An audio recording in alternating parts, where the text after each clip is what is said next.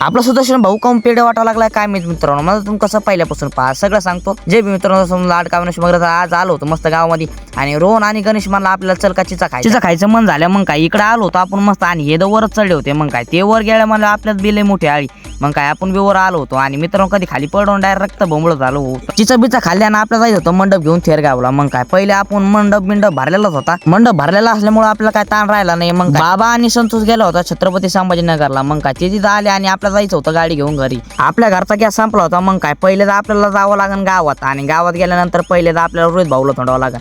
रोहित भाऊ आपल्याला पहिल्यांदा लवकर सापडा होता आणि बशीला तारा आणि निघालो होतो मस्त घराच्या दिशेने. मित्रांनो या रस्त्याहून एवढं चालावं लागतं आणि डायरेक्ट गाडीचे पार्ट ढिले होऊन जातात बरं. आपण पहिला इथं गॅस आणला आणि गॅस भरून निघालो होतो मस्त चायची 90 आणा. मग काय रोहित भाऊ मला आता 90 आणून जावंच लागतंय. मग काय 90 आणली, चायची 90 आणली आणि मित्रांनो गावात आलो आणि गावात आल्यानंतर पाहिलं तर आपल्या लखन भाऊनी गाडी आणली होती. मग काय आपला सुदर्शन भाऊ त्याच्याच पेढ्या वाटत होता बरं का मित्रांनो. अय यार येऊ तर पेढे द्या नाही मित्रांनो, जाऊन द्या मग.